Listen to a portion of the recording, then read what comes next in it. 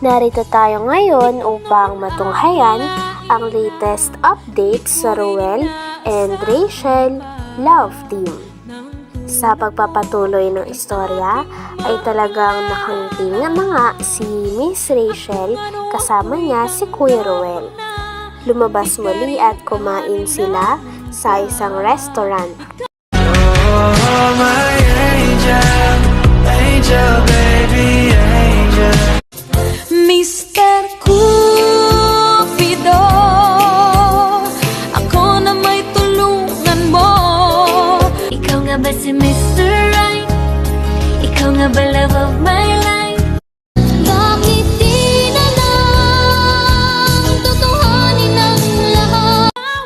Ayon sa vlog ni Kuya Ruel ay talagang makikita si Miss Rachel na parang hindi na nalulungkot.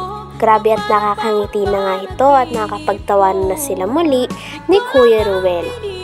Magkasama sila sapagkat bumili daw sila ng mga pagkain at pagkatapos nito ay akala nila ay pwede silang kumain doon sa store na pinagbilan nila ng pagkain, ngunit wala na daw palang space at puno na daw ng mga customers ang store na yon. Kaya naman napilitan na lang sila na umalis at maghanap ng iba.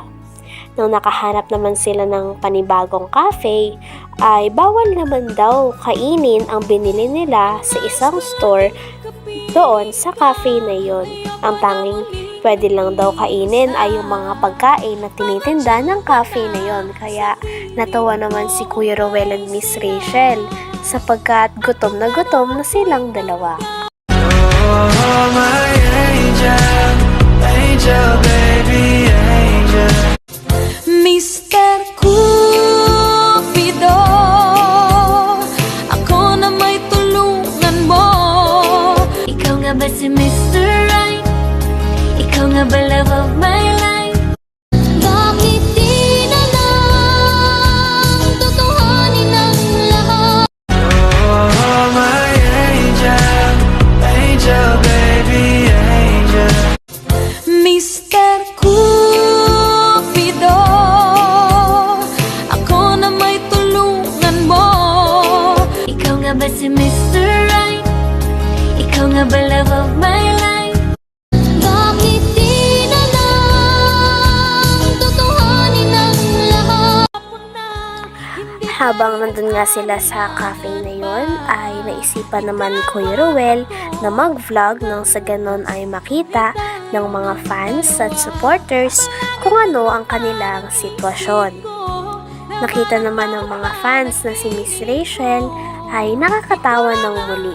Natuwa naman sila sapagkat nakita na nila muli si Miss Rachel na tumawa at parang hindi na iniinda ang sakit na naramdaman niya doon sa vlog ni Kalingap Vincent kung saan siya ay umiyak dahil napuno na siya sa mga bashers. May nag-comment naman at binasa ito ni Kuya Ruel. Ang sabi sa comment ay sana maging mas matatag daw si Miss Rachel sapagkat isa siyang public figure. Kumbaga kapag nasa SOCMED o social media daw sila ay dapat sanay na sila sa mga bashers. Dapat talaga ay huwag silang magpa-apekto sapagkat normal lamang yon dahil sikat sila. Nireplyan naman ito ni Kuya Ruel at sinabing tama. Sabi niya pa kay Miss Rachel ay tama daw yon. Dapat daw ay hindi na magpa-apekto sila Miss Rachel at ang kanyang pamilya sa mga bashers sapagkat mga inggit lamang ito at talagang wala naman ito na itutulong sa buhay nila. At as long as nasa tama daw sila at alam nilang wala silang ginagawang mali, ay dapat hindi nila itigil ang ginagawa nila, lalo na ni Miss Rachel. Oh, my angel, angel, baby, angel. Mr. Cupido, ako na may tulungan mo. Ikaw nga ba si Mr. Right? Ikaw nga ba love of my life? Bakit di na lang tutuhanin ang lahat? Oh, my angel, angel,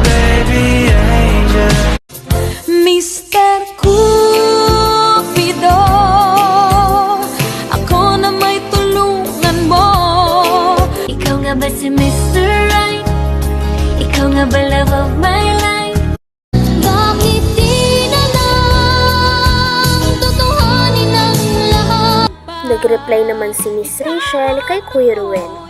Sinabi naman ni Miss Rachel na oo daw at talagang mag-move on na siya doon at mas lalo na siyang magiging matatag.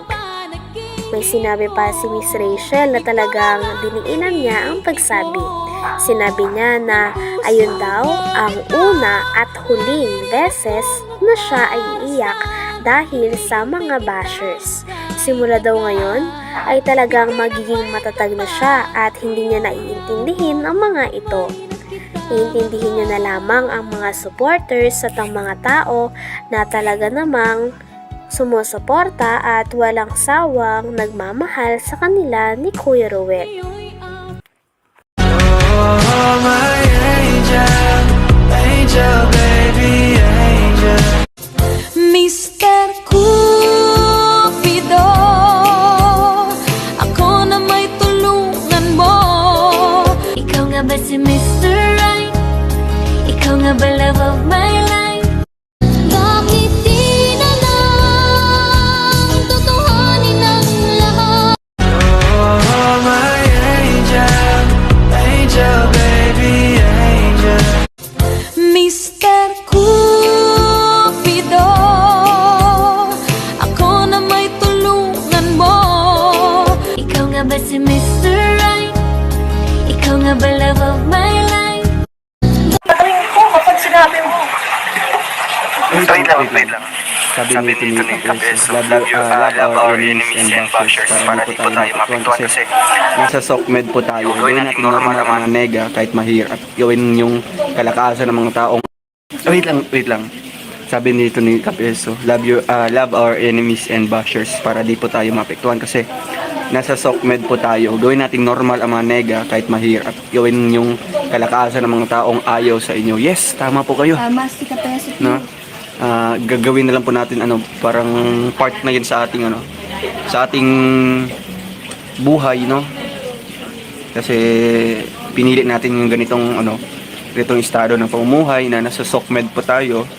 So everyone naman po free to suggest or give feedbacks to us. Basta lang po in a positive way naman po, no? Sa lang po, happy lang. Parang alam ko yung picture na yan. Ako nag-shot niyan dong. Saan dong? Alin? Yung picture dong, ng jump shot. Iba man yan. Sana sa susunod, maging matatag ka, makikita ka ng ating mga viewers na isa kang strong, independent woman. Hello po, Kuya Kapeso Mix TV. Salamat po sa paalala niyo. Salamat po sa advice niyo. At ayun po, lagi ko po tatandaan yung sinabi ninyong lahat. Papakita ko po na kaya ko na hindi ako iiyak. Una at huli na po yun. Na magiging matatag po tayo. Laban lang. Diba? Malalagpasan din natin. Hanggang sa buhay din yan, lumalaban ka palagi, araw-araw. Hindi naman po masamang umiyak, kaya iyak lang. Tapos laban ulit. After nun, muta nang lumabas. May laki yung muta mo ng ga. Ga? Alam mo ga? Meron. Meron. Ayun siya nun. May muta? Oo. Wala naman daw po, sabi nila. Wala oh. daw. Yan. Sabi nila, laban lang be. Bumaha ng luha. Pero nga po, grabe yung mga suporta po nila. Pero po mga kalingap, no? Ano po namin? Maging ano po tayo? Ang tawag dyan? Magmahalan po. Lumipat na kasi kayo ng venue yung pwede kong kainan ng dala niyo. Lumipat na kasi kayo ng venue yung pwede nyong kainin mga dala niyo. Cheers from Niagara. Maganda kasi kami.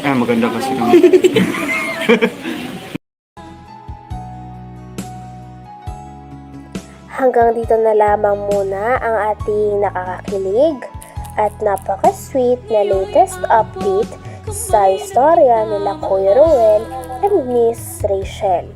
Maraming salamat sa inyong panonood. Bye!